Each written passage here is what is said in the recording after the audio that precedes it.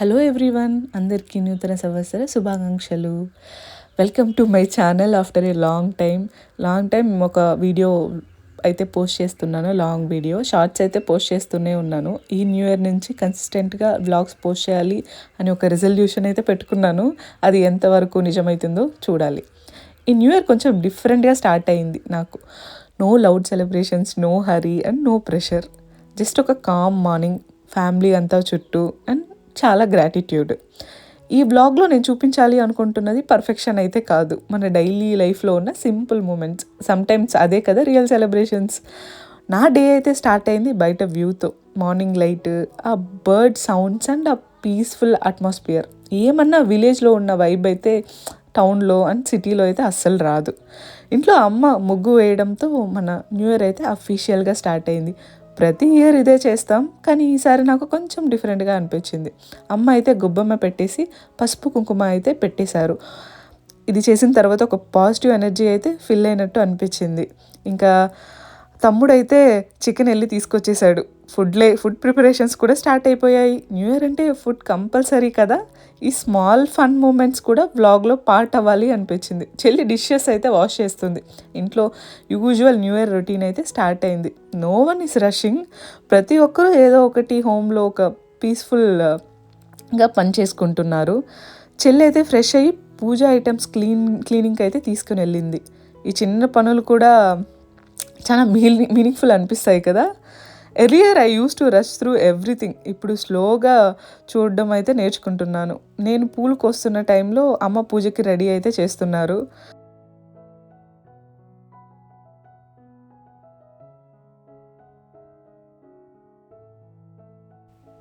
ఇక్కడ ఒక చిన్న స్టోరీ టైం. ఈ ప్లాంట్స్ అన్నీ అమ్మ నాటినవి. 2 years బ్యాక్ అమ్మతో కలిసి ఈ ప్లాంట్స్ని నాటిన వ్లాగ్ కూడా పోస్ట్ చేశాను. అప్పుడు జస్ట్ క్యాజువల్గా రికార్డ్ చేశాను, కానీ ఇప్పుడు ఆ వీడియో ఒక మెమరీ లాగా అయితే మారిపోయింది. ఇక్కడ కొన్ని రోజెస్ అయితే 5+ years నుండి ఉన్నాయి. చాలా సీజన్స్ చూసాయి, చాలా చేంజెస్ కూడా చూసాయి. కరోనా టైంలో నేను ఒక ఫుల్ గార్డెన్ టూర్ కూడా చేశాను. అదొక వ్లాగ్ లాగా పోస్ట్ చేశాను. ఇన్ఫ్యాక్ట్ అదే నా ఫస్ట్ వ్లాగ్ ఈ ఛానల్లో. అప్పుడు తెలియలేదు, బట్ అదే నా జర్నీ స్టార్టింగ్ పాయింట్ అని ఇప్పుడు అర్థమవుతుంది. బట్ 6 years అయింది కదా, నేను అంత ఎక్కువ కన్సిస్టెంట్గా లేదు. అది ఒక చిన్న రిగ్రెట్. బట్ ఇప్పటి నుంచి అది కన్సిస్టెంట్గా ఉండేకి ట్రై చేస్తాను. ఈ పోల్ కోస్తున్న టైంలో ఆ మెమరీస్ అయితే ఆటోమేటిక్గా గుర్తొచ్చాయి. ప్లాంట్స్ లాగానే మనం కూడా స్లోగా గ్రో అవుతున్నామని ఫీల్ అయ్యాను.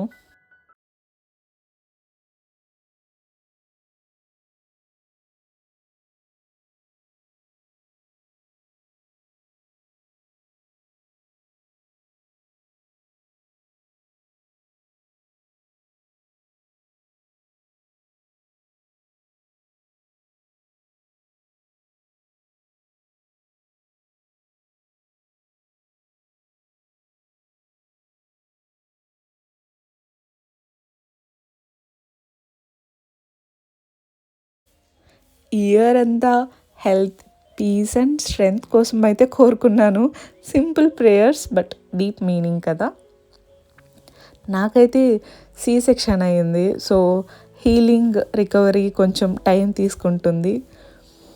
పూజ అయితే కంప్లీట్ అయింది. ఇంట్లో ఇంకా నెక్స్ట్ రిచువల్స్ స్టార్ట్ అయ్యాయి. చెల్లి బేబీని స్నానానికి తీసుకుని వెళ్ళింది. అమ్మ బేబీకి స్నానం అయ్యాక దిష్టికి రెడీ చేస్తున్నారు. ఈ ట్రెడిషన్స్ జనరేషన్స్ నుండి వస్తున్నాయి కదా, and watching them feels comforting. నేనైతే ఇంకా పాపకి కావాల్సినవన్నీ రెడీ చేసి పెట్టేస్తున్నాను. అమ్మ చెల్లి అయితే స్నానం చేసుకొచ్చి వాటిని అయితే ఈజీగా యాక్సెస్ చేసుకుంటారని. అంతా కంప్లీట్ అయ్యాక నేను చెల్లి అయితే ఇంట్లో దేవుడిని మొక్కుని ఊర్లో ఉన్న గుడికి అయితే వెళ్దామనేసి బయలుదేరేసాము. అండ్ అక్కడ గుళ్ళో పూజ చేసుకుని అక్కడ వేసిన ముగ్గులంతా చూస్తూ ఉన్నాం మొత్తం ఊరంతా.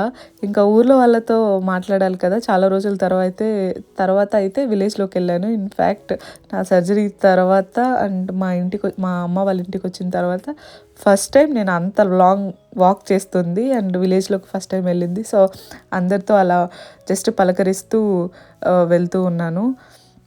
లాస్ట్ ఇయర్ అయితే ఈ సేమ్ టైంకి నేను నా హస్బెండ్తో, నా సిబ్లింగ్స్తో కలిసి మేల్మరువత్తూర్ టెంపుల్కి అయితే వెళ్ళాము. అండ్ తర్వాత మహాబలిపురంలో ఉన్న కొన్ని టెంపుల్స్ కూడా విజిట్ చేసాము. అప్పుడు మేమైతే ఒకే ప్రేయర్ చేసుకున్నాం ఒక మిరాకిల్ కోసం సైలెంట్గా. అండ్ ఆల్సో అక్కడ మేల్మరువత్తూరులో ఒక ఉయ్యాల కూడా కట్టాము. ఈ ఇయర్ ఆ సేమ్ టైంకి ఆ మిరాకిల్ మాతో కలిసి ఉంది. లైఫ్ అంతా చాలా చేంజ్ అయిపోయింది ఆమె ఎంటర్ అయ్యాక. ప్రియారిటీస్ అయితే మారిపోయాయి, థింకింగ్ అంతా మారింది, అండ్ హార్ట్లో కూడా కొంచెం సాఫ్ట్నెస్ యాడ్ అయ్యింది. ఈ జర్నీలో అప్స్ అండ్ డౌన్స్ చాలా ఉన్నాయి. ఇవన్నీ వెనక్కి చూసుకుంటే ఒకటే అనిపిస్తుంది, we're truly happy, grateful and blessed beyond words అని. ఇదైతే నా first long walk after C section అని చెప్పాను కదా. స్లోగా నడుస్తున్నాను కానీ చాలా ప్రౌడ్ ఫీల్ అయ్యాను. బాడీ రికవర్ అవుతుంది అని చాలా కొంచెం కాన్ఫిడెన్స్ అయితే పెరిగింది. బట్ స్టిల్ అంత లాంగ్ వాక్ చేశాక కొంచెం అక్కడే గుడి దగ్గర కొంచెం రెస్ట్ అయితే తీసుకున్నాను. తర్వాత అయితే బయలుదేరదామని అప్పటికే కొంచెం లైట్గా చినుకులు అయితే స్టార్ట్ అయ్యాయి. సో ఇంటికైతే స్టార్ట్ అయిపోయి వచ్చేసాము.